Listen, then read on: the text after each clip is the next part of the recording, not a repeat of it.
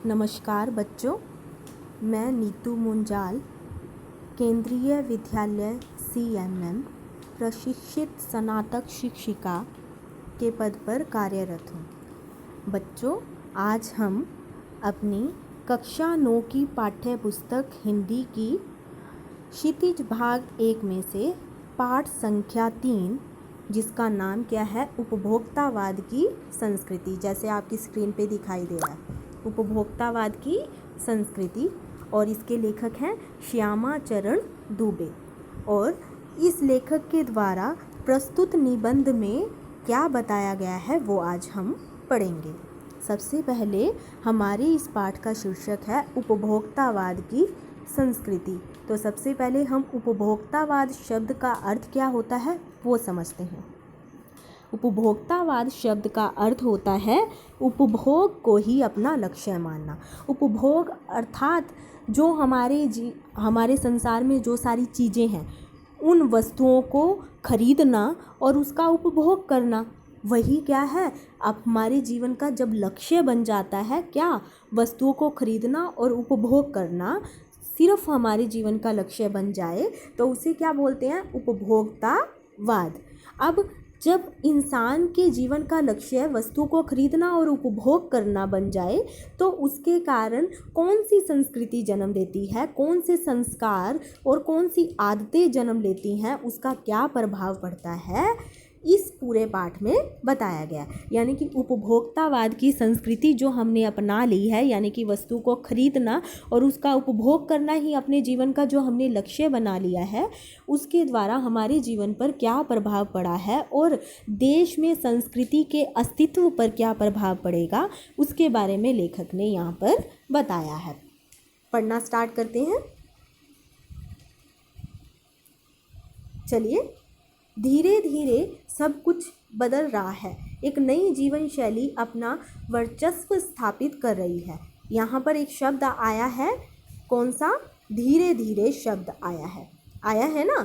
सबसे पहले लिखा है धीरे धीरे, धीरे धीरे सब कुछ बदल रहा है। सब कुछ बदल रहा है क्या है, एक क्रिया, तो और धीरे धीरे शब्द क्या बन जाएगा, क्रिया विशेषण। तो धीरे धीरे शब्द क्या है हमारे पास, क्रिया विशेषण। एक नई जीवन शैली अपना वर्चस्व स्थापित कर रही है। एक नई जीवन शैली, जीवन शैली होता है जीवन जीने का तरीका। अब लेखक कहते हैं धीरे धीरे हम वस्तुओं का उपभोग कर रहे हैं, जिसके कारण हमारा क्या हो रहा है, जीवन बदल रहा है और एक नया जीवन बन रहा है हमारा, यानी कि हमारे जीवन में बदलाव आ रहा है। वर्चस्व का मीनिंग क्या होता है, एक नई जीवन शैली, एक जीवन जीने का एक नया तरीका जो है उसका वर्चस्व अर्थात दबदबा बन रहा है। आगे बढ़ते हैं। उसके साथ आ रहा है एक नया जीवन दर्शन, उपभोक्तावाद का दर्शन। इसके साथ ही क्या आ रहा है, एक नया जीवन दर्शन। जीवन दर्शन होता है जीवन को देखने का तरीका।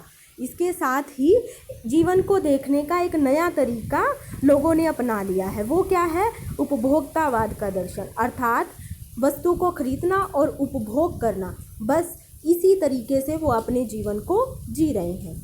उत्पादन बढ़ाने पर जोर है चारों ओर, और जो लोग जो हैं नए नए उत्पाद बना रहे हैं, वो क्या करते हैं कि हमारे उत्पाद या हमारी वस्तुएं ज़्यादा से ज़्यादा बिके, उसके लिए जोर लगा रहे हैं। यह उत्पादन उनके लिए है, आपके उपभोग के लिए है, आपके सुख के लिए है। वो कहते हैं कि ये जो हमने प्रोडक्ट बनाया है ये आपके लिए है, ये आपको सुख देगा। अब लेखक कहते हैं सुख की व्याख्या बदल गई है। लेखक कहते हैं कि पहले के समय में सुख कुछ और माना जाता था। क्या बोलते थे कि आपका शरीर स्वस्थ है और आपके विचार अच्छे हैं, वही सच्चा सुख है। लेकिन लेखक कहता है आज के समय में सुख की जो व्याख्या है वो बदल गई है। ठीक है, क्या लिखा है आगे देखिए, मार्क किया है ना, ठीक है, आगे कि यहाँ पे लिखा है ना उपभोग और भोग।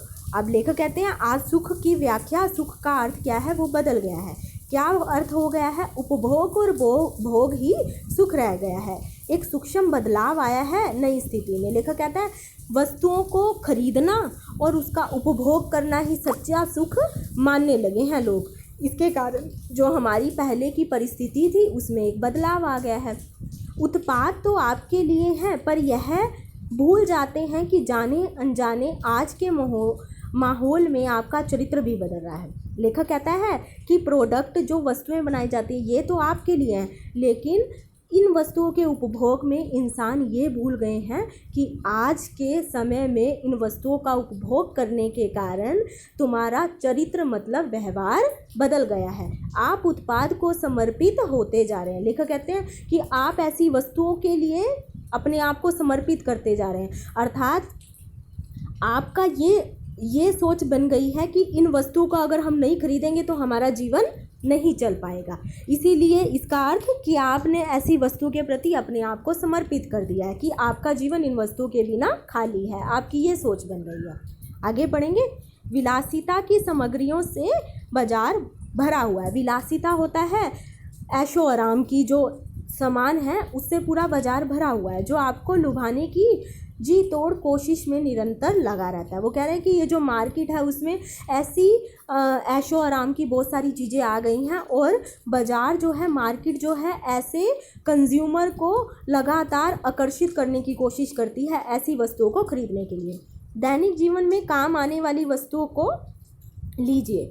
अब वो लेखक कहता है, जैसे आपको एक उदाहरण देता हूँ कि कैसे जो बाज़ार है वो क्या करता है, जो कंज्यूमर है उसको क्या करता है, अट्रैक्ट करने की कोशिश करता है, आकर्षित करने की। टूथपेस्ट चाहिए, जैसे आपको अगर टूथपेस्ट चाहिए, यहाँ पर टूथपेस्ट शब्द क्या है, अंग्रेजी का, तो विदेशी शब्द है यहाँ पर, ठीक है। यह दांतों को मोती जैसा चमकीला बनाता है, मुंह की दुर्गंध हटाता है, मसूड़ों को मजबूत बनाता है। अब लेखक कहता है अगर मान लो कि आपने टूथपेस्ट लेना है तो आपको बहुत सारी एडवर्टाइजमेंट दिखाई जाती हैं कि ये टूथपेस्ट लेने से क्या होगा, ये वाली पेस्ट लेंगे तो दांतों को मोती के जैसा चमकीला बना देगी, मुंह से दुर्गंध नहीं आएगी और मसूड़े मजबूत होंगे, यह पूर्ण सुरक्षा देता है। यह सब करके जो 3-4 पेस्ट अलग अलग करते हैं, किसी एक पेस्ट का मैजिक फॉर्मूला है। तो वो क्या कहते हैं कि हमारी एक पेस्ट ले लो, जो 3-4 पेस्ट मिलके काम करते हैं, वो हमारी पेस्ट जो है वो एक ही पेस्ट वो सारे काम कर देगी। कोई बबूल की, कोई नीम के गुणों से भरपूर है, कोई ऋषि मुनियों द्वारा स्वीकृत है, या फिर मान्य वनस्पति या खनिज तत्वों के मिश्रण से बना है। वो लेखक कहता है कि एडवर्टाइजमेंट में यही सब बताते हैं कि ये ऋषि मुनियों के द्वारा स्वीकृत है और खनिज तत्वों से युक्त है, ठीक है। तो आप कोई भी चुन सकते हो। यदि पेस्ट अच्छा है तो ब्रश भी अच्छा होना चाहिए। लेखक कहते हैं फिर हम लोगों के मन में एक विचार आता है कि अगर पेस्ट अच्छा लिया तो ब्रश भी अच्छा होना चाहिए। ब्रश का आकार, रंग, बनावट और दांतों के बीच में पहुंच सके और सफाई करने की उसकी क्षमता अच्छी हो, ये सब बातें भी ध्यान में रखी जाती हैं। फिर इंसान ये सोचने लग जाता है। मुंह की दुर्गंध से बचाने के लिए माउथ वॉश भी चाहिए। अब मुंह की दुर्गंध से बचाने के लिए अब क्या करते हैं लोग, कहते हैं कि माउथ वॉश भी चाहिए। माउथ वॉश क्या है, अंग्रेजी का शब्द, विदेशी शब्द। सूची और भी लंबी हो सकती है, पर इन चीज़ों का ही बिल काफ़ी बड़ा हो जाएगा। अब लेखक कहता है इसके अलावा बहुत सारे ऐसे प्रोडक्ट हैं जिसकी एडवर्टाइजमेंट करके लोगों को लुभाने का प्रयास किया जाता है और लोग भी उसकी तरफ आकर्षित होकर अपना जीवन बदलते जा रहे हैं। अब लेखक कहता है इसकी सूची, ऐसी बहुत सारी चीज़ें हैं, इनकी सूची बहुत सारी लंबी हो जाएगी, है ना, और उन चीज़ों का बिल भी काफ़ी ज़्यादा बनेगा। इसीलिए लेखक कहता है मैं यहीं तक बात करूंगा, क्योंकि आप शायद बहुविज्ञापित और कीमती ब्रांड खरीदना ही पसंद करते हैं। लेखक कहता है आज सभी लोगों की सोच बदल गई है। आज विज्ञापित होता है जिसकी एडवर्टाइजमेंट होती है। बहुविज्ञापित मतलब जिसका विज्ञापन बहुत अधिक दिखाया जाता है, जिसकी एडवर्टाइजमेंट बहुत अधिक होती है। और कीमती ब्रांड की चीज़ें, यानी कि जो अच्छे ब्रांड की चीज़ें हैं वो लोग खरीदना पसंद करते हैं। सौंदर्य प्रसाधनों की भीड़ तो चमत्कृत कर देने वाली है। सौंदर्य प्रसाधन होते हैं ब्यूटी प्रोडक्ट। लेखक कहता है, आगे बात कर रहा है कि अगर ब्यूटी प्रोडक्ट को देखा जाए तो इतने सारे ब्यूटी प्रोडक्ट मार्केट में हैं कि उन सब की भीड़ देखकर इंसान जो है वो हैरान हो जाता है। आगे क्या कह रहे हैं, आगे पढ़ते हैं। वहाँ इसमें नए नए उत्पाद जुड़ते जाते हैं। वो कह रहे हैं कि हर महीने एक नए नए उत्पाद ब्यूटी प्रोडक्ट में जुड़ते जाते हैं। अब लेखक उदाहरण दे रहा है कि कैसे ब्यूटी प्रोडक्ट में क्या होड़ मची हुई है, कितने सारे ब्यूटी प्रोडक्ट हैं, उसका उदाहरण दे रहा है। कह रहा है कि साबुन को ही देखिए, एक में हल्की खुशबू है, दूसरे में तेज। एक ये बोला जाता है कि एक साबुन की ऐड करने में इसमें हल्की खुशबू है, दूसरे में बोला जाता है तेज खुशबू है, तीसरे में बोला जाएगा कि ये दिन भर आपके शरीर को तरोताज़ा रखेगा, फिर आगे किसी में बोला जाएगा ये पसीने को रोकता है, किसी में बोला जाएगा कि ये जम्स से हमारी रक्षा करता है। यह लीजिए सिने स्टार के सौंदर्य का रहस्य। अब फिर और एडवर्टाइजमेंट करने के लिए क्या किया जाता है? सिने स्टार होता है जो मूवी के अभिनेता और अभिनेत्रियां हैं, तो अभिनेता और अभिनेत्रियों को एडवर्टाइजमेंट में लेकर ये बताया जाए कि ये उनके मनपसंद साबुन है, ताकि एडवर्टाइजमेंट के थ्रू उस प्रोडक्ट की ओर लोग आकर्षित हों। ठीक है, सच्चाई का अर्थ समझना चाहते हैं तो यह लीजिए, शरीर को पवित्र रखना चाहते हैं तो यह लीजिए, शुद्ध गंगा जल से बनी साबुन चमड़ी को नर्म रखने के लिए यह लीजिए, महंगी है पर आपके सौंदर्य को में निखार ला देगी। संभ्रांत महिलाओं की ड्रेसिंग टेबल पर 30-30 हज़ार के सौंदर्य प्रोडक्ट होना मामूली बात है। संभ्रांत होता है धनी महिलाएं, धनी, संभ्रांत शब्द का अर्थ क्या है? धनी। लेखक कहता है जो धनी महिलाएं होती हैं उनकी ड्रेसिंग टेबल पर 30-30 हज़ार के ब्यूटी प्रोडक्ट होना तो आम बात है। पेरिस से परफ्यूम मंगाए जाते हैं, इतना ही खर्च हो जाता है बाकी सारी चीज़ों पे। वो कह रहे हैं कि आगे ये प्रतिष्ठा चिन्ह है। प्रतिष्ठा होता है कि अपने सम्मान को दिखाना। पेरिस से महंगी महंगी चीज़ें मंगवाना और अच्छी महंगी ब्यूटी प्रोडक्ट का यूज़ करना, ये धनी परिवार की महिलाओं के लिए एक सम्मान का सूचक है, यानी कि उनके स्टेटस को बताता है। वो समाज में आपकी हैसियत जताते हैं और मनुष्य भी इस दौड़ में पीछे नहीं है। अब लेखक कहता है महिलाएं ही नहीं, मनुष्य भी, पुरुष भी क्या करते हैं? ऐसे ही काम करते हैं। पहले उनका काम साबुन और तेल से चल जाता था, आफ्टर शेव और कलोन बाद में आया है। पहले वो कह रहे हैं कि पहले साबुन का यूज़ करके तेल का यूज़ कर लेते थे, साबुन करके शेव कर लेते थे, उसके ऊपर तेल लगा देते थे। लेकिन अब वो भी क्या करते हैं? शेव के बाद लगाने के लिए जो आफ्टर शेव एक पदार्थ मिलता है, एक है ना, उसका यूज़ करने लगे हैं। अब तो यह सूची में 2 दर्जन चीज़ें और जुड़ गई हैं। लेखक कहता है अब इसके अलावा इसके साथ साथ पुरुष ऐसी बहुत सी चीज़ें यूज़ करते हैं जिसमें 2 दर्जन चीज़ें और जुड़ गई हैं। आगे लिखा है छोड़िए इस सामग्री को, वस्तु और परिधान की दुनिया में आइए। वस्तु और परिधान होता है वस्त्र।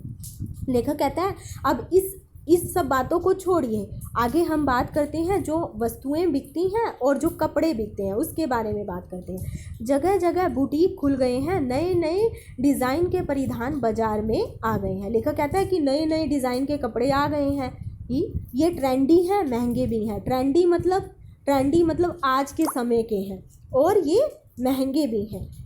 इससे यदि यही काम लेना हो तो 400-500 में मिल जाते हैं। अब ये कहा है पिछले वर्ष में फैशन इस वर्ष के मुकाबले, शर्म की बात है कि घड़ी पहले समय दिखाती थी। अब ये कहा गया है कि पहले के समय में जो कपड़ों का रेट था, अब के समय में फैशन के नाम पर कपड़ों का मूल्य भी बढ़ गया है।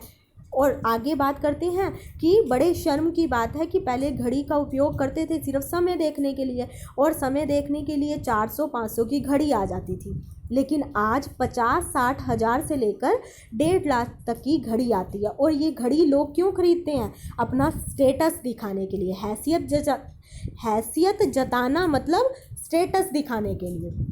संगीत की समझ हो या नहीं, कीमती म्यूज़िक सिस्टम होना ज़रूरी है। लेखक कहता है, व्यंग करते हुए क्या कहता है, संगीत की लोगों में समझ है या नहीं, लेकिन उनके पास म्यूज़िक सिस्टम होना चाहिए। आगे देखिए, कोई बात नहीं यदि आप उसे ठीक से नहीं चला सकते। लेखक कहता है इससे कोई फ़र्क नहीं पड़ता कि म्यूज़िक सिस्टम ऑपरेट करना आता है या नहीं, लेकिन होना ज़रूर चाहिए। ये हमारी प्रतिष्ठा और स्टेटस को दिखाता है। लोगों की ऐसी सोच बन गई है। कंप्यूटर काम करने के लिए तो खरीदे जाते हैं, महज दिखावे के लिए भी खरीदने वालों की संख्या कम नहीं है। लेखक कहता है कंप्यूटर भी एक ऐसी चीज़ है कि ज़रूरत के काम करने के लिए तो खरीदते हैं, लेकिन आज भी ऐसे बहुत सारे लोग हैं अपने स्टेटस को दिखाने के लिए, दिखावे के लिए भी कंप्यूटर खरीदते हैं। खाने के लिए 5 सितारा होटल में जाते हैं, अब तो वहाँ विवाह भी होने लगे हैं। देखो कहते हैं खाना खाने के लिए भी 5 स्टार होटल में जाएंगे और अब तो वहाँ पर शादियाँ भी होने लगी हैं। और अगर बीमार हो जाते हैं तो फिर भी 5 स्टार अस्पतालों में जाते हैं। सुख सुविधाओं और अच्छे इलाज के अतिरिक्त यह अनुभव काफ़ी समय तक चर्चा का विषय बना रहेगा। लोग वहाँ पर क्यों जाते हैं? क्योंकि वहाँ पर सुख सुविधाएं और अच्छा इलाज तो मिलता है, लेकिन काफ़ी समय तक लोगों के बीच में चर्चा होती रहेगी कि वो इतने महंगे हॉस्पिटल में गया था। पढ़ाई के लिए भी 5 स्टार स्कूल खोजे जाते हैं।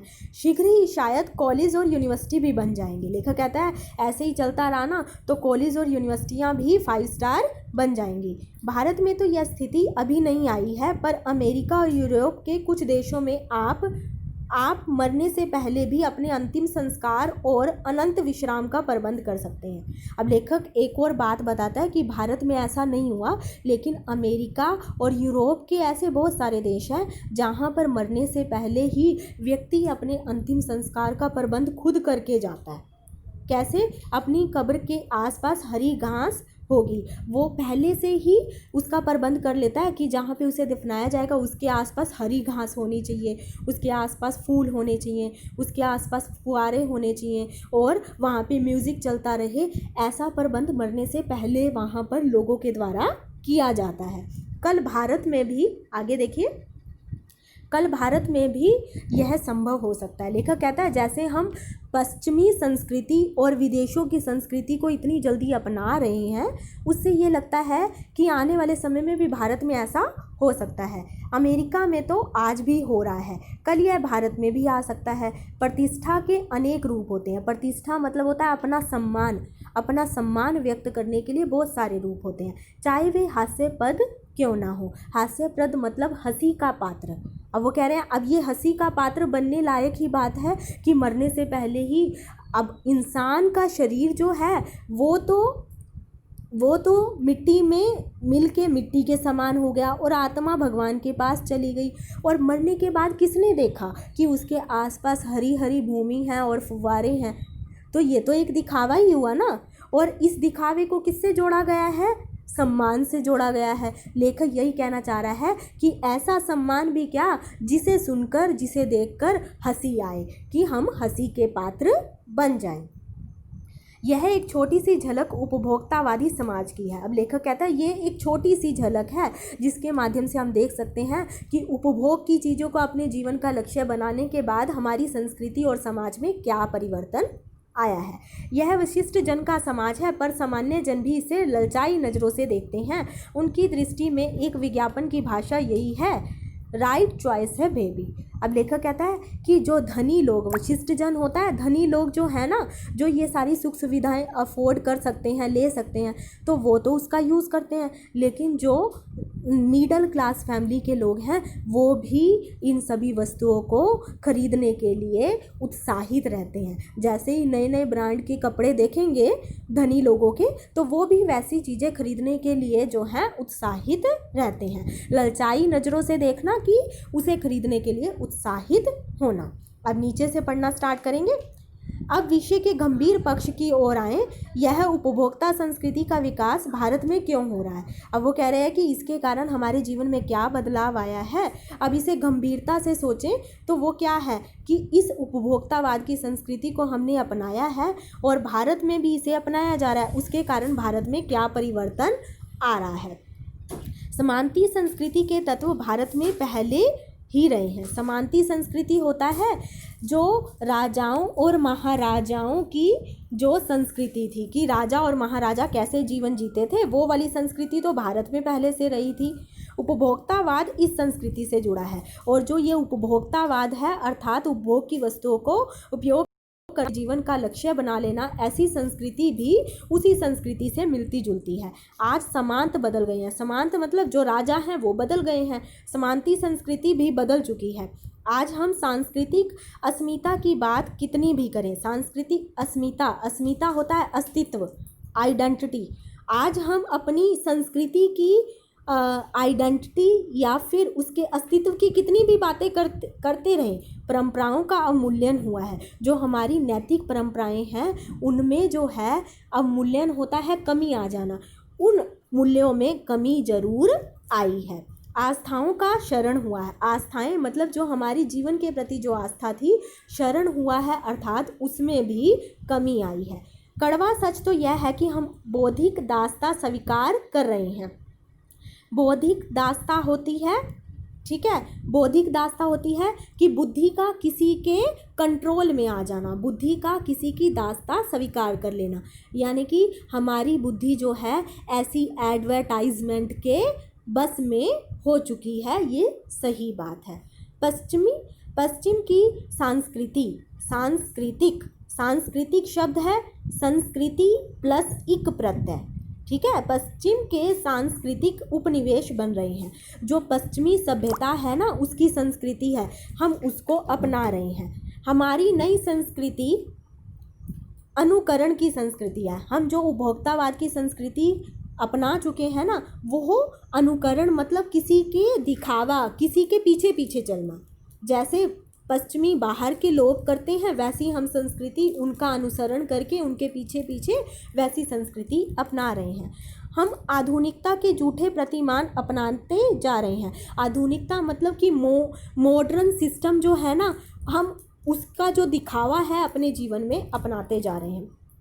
प्रतिष्ठा की अंधी प्रतिस्पर्धा में जो अपना है उसे खोकर छद्म आधुनिकता की ओर बढ़ रहे हैं। अब ये कहा गया है प्रतिष्ठा होता है सम्मान की अंधी प्रतिस्पर्धा होता है होड़, एक दूसरे से आगे निकलने की होड़। ऐसा सम्मान जिस सम्मान की प्राप्ति में हम एक दूसरे से आगे निकलने की होड़ में अपनी जो आधुनिक बातें हैं, अपनी जो भारतीय संस्कृति है, उसको खोते जा रहे हैं। यहाँ पर लेखक कहता है गिरफ्त में आते जा रहे हैं। संस्कृति की निरंतर शक्तियों के क्षीण हो जाने के कारण हम दिग्भ्रमित हो गए हैं। दिग्भ्रमित होता है अपने लक्ष्य से भ्रमित हो जाना, अपने रास्ते से भ्रमित हो जाना। हमारा जो रास्ते है कि सदा सच बोलें, बड़ों का सम्मान करें, ठीक है, और सबके साथ मिल कर रहें, ऐसी संस्कृति का जो लक्ष्य था, जो रास्ता था, हम उससे भ्रमित होते जा रहे हैं, अर्थात हम उससे दूर होते जा रहे हैं। हमारा समाज ही अन्य निर्देश होता जा रहा है और विज्ञापन और प्रसार के सूक्ष्म तंत्र हमारी मानसिकता बदल रहे हैं। वो कह रहे हैं कि आज हमारे समाज में जो ये एडवर्टाइजमेंट दिखाई जा रही हैं, उसके कारण हमारी मानसिकता, हमारी सोच जो है वो बदल रही है। उनमें सम्मोहन की शक्ति है, वशीकरण की शक्ति है। ये जो विज्ञापन दिखाए जा रहे हैं, उनमें सम्मोहन यानी कि किसी भी व्यक्ति को आकर्षित करने और अपने वश में करने की पावर या शक्ति होती है।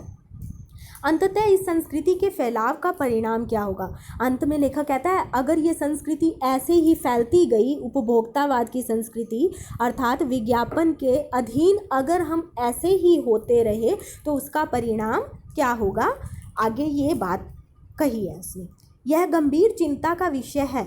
हमारे सीमित संसाधनों का घोर अपव्यय हो रहा है। सीमित संसाधन होता है रिसोर्सिस। सीमित मतलब जो कम संख्या में, लेखक कहता है जो हमारे पास कम संख्या में रिसोर्सिस हैं, उनका अपव्यय हो रहा है, यानी कि उनकी फजूल खर्ची हो रही है। फजूल यानी कि उसको हम जितनी ज़रूरत है उससे ज़्यादा उपयोग कर रहे हैं। अब यहाँ पर एक संसाधन शब्द आया, सम प्लस साधन। यहाँ पर सम क्या है? उपसर्ग, और साधन क्या है? मूल शब्द। अपव्यय शब्द का अर्थ क्या होता है? फजूल खर्च करना। जीवन की गुणवत्ता आलू के चिप्स से नहीं सुधरती, न है बहुविज्ञापित शीतल पेयों से। लेखक कहता है हमारा जीवन जो है उसकी गुणवत्ता यानी कि हमारा जीवन तब श्रेष्ठ नहीं बनता जब हम आलू के चिप्स जिसकी एडवर्टाइजमेंट आती है उसको खाएं, या फिर ऐसे कोल्ड ड्रिंक जिसकी एडवर्टाइजमेंट आती है उसका यूज़ करें, भले ही वे अंतर्राष्ट्रीय हो। अंतर्राष्ट्रीय शब्द अंतर उपसर्ग और राष्ट्रीय मूल शब्द। पिज़्ज़ा बर्गर कितने ही आधुनिक हों, वे कूड़ा खाद्य हैं। लेखक कहता है पिज़्ज़ा और बर्गर चाहे कितने भी नए समय के हों, लेकिन वह ऐसे खाद्य पदार्थ हैं जो कूड़ा खाद्य पदार्थ हैं, अर्थात हमारे जीवन को हानि पहुंचाने वाले, स्वास्थ्य को हानि पहुंचाने वाले खाद्य पदार्थ हैं। समाज के वर्गों की दूरी बढ़ रही है। लेखक कहता है हम अब एक समाज में रहते हैं, लेकिन समाज के लोगों के बीच में जो भाईचारा है वो समाप्त होता जा रहा है। सामाजिक सरोकार की कमी है, सामाजिक सद्भावना जो होती थी उसमें भी कमी आती जा रही है। जीवन स्तर का यह बढ़ना अंतर, आक्रोश और अशांति को जन्म देता है। हमारा जीवन स्तर यानी कि हमारा स्टेटस जो ये बढ़ रहा है, उसके कारण हमारे अंदर जो है आक्रोश और अशांति की भावना जन्म दे रही है। जैसे जैसे दिखावे की यह संस्कृति फैलेगी, सामाजिक अशांति भी बढ़ती जाएगी। लेखक कहता है जैसे जैसे हम दिखावे के लिए चीज़ें खरीदेंगे, ये संस्कृति समाज में फैलेगी, अर्थात दिखावे की संस्कृति अर्थात उपभोक्तावाद की संस्कृति अगर समाज में फैलेगी, वैसे वैसे हम अपने लक्ष्य से दूर जाते जाएंगे और विकास का जो हमारा उद्देश्य है उससे भी हम दूर होते जाएंगे। इस झूठी संतुष्टि के तात्कालीन लक्ष्यों का पीछा कर रही हैं, मर्यादाएं टूट रही हैं, नैतिक मापदंड ढीले पड़ रहे हैं। लेखक कहता है दिखावे की संस्कृति में के पीछे दौड़ने के कारण हमारी जो जीवन की मर्यादाएं थी, हमेशा सच बोलो, बड़ों का सम्मान करो, दूसरों की सहायता करो, छोटों से प्यार करो, ये सारी मर्यादाएं और नैतिक मूल्य जो है वो समाप्त होते जा रहे हैं। व्यक्ति केंद्रितता बढ़ती जा रही है। व्यक्ति केंद्रितता होती है अपने आप में मस्त रहना, अपने आप में मस्त रहने की भावना बढ़ती जा रही है। स्वार्थ परमार्थ पर हावी हो रहा है। स्वार्थ मतलब आज इंसान सिर्फ अपने बारे में सोचता है, परमार्थ मतलब दूसरों के कल्याण से ऊपर, दूसरों के भले से पहले वो अपने भले के बारे में सोचता है। उपभोग की आकांक्षाएं आसमान छू रही हैं, किस पर रुकेंगी। लेखक कहता है वस्तु को खरीदना, इसकी लालसा लोगों में बढ़ती ही जा रही है, पता नहीं ये कब रुकेगी। गांधी जी ने कहा था हम स्वस्थ संस्कृति प्रभावों के लिए अपने खिड़की दरवाजे खुले रहें। लेखक कहता है कि गांधी जी ने एक बात कही थी कि हम जो दूसरे देश हैं उनकी जो संस्कृति की अच्छी अच्छी बातें हैं ना, उसे लेने के लिए अपने दिमाग के और अपने जीवन के खिड़की और दरवाजे को खुले रखें, अर्थात दूसरे देशों की अच्छी अच्छी बातें हम अपने जीवन में उतार लें, पर अपनी बुनियाद पर कायम रखें। लेकिन जो हमारा आधार है, जो हमारा बेस है, जो हमारा जीवन दर्शन है, जो हमारे नैतिक मूल्य हैं, उन्हें कभी नहीं छोड़ें। उपभोक्ता संस्कृति हमारी सामाजिक नींव को हिला रही है। लेखक कहता है अब हम उपभोक्तावाद की संस्कृति अर्थात दिखावे की संस्कृति के पीछे भाग रहे हैं, जिसके कारण हमारी जो सामाजिक आधार था, सामाजिक सद्भावना थी, उसकी जो नींव थी वो हिल रही है, अर्थात कमज़ोर हो रही है। यह एक बड़ा खतरा है, भविष्य के लिए बड़ी चुनौती है। लेखक कहता है अगर ऐसे ही हम दिखावे की संस्कृति के पीछे भागते जाएंगे तो हम अपनी सामाजिक मूल्य और अपनी संस्कृति को खो देंगे।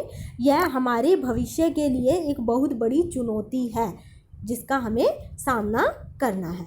अब बच्चों अंतिम जो पेज है इसके अंदर मैंने आपको शब्दार्थ और भाषा की बात में विलोम शब्द जो आए पाठ में, जो प्रत्यय मैंने बताए, जो उपसर्ग बताए, वो सभी लिखे हैं।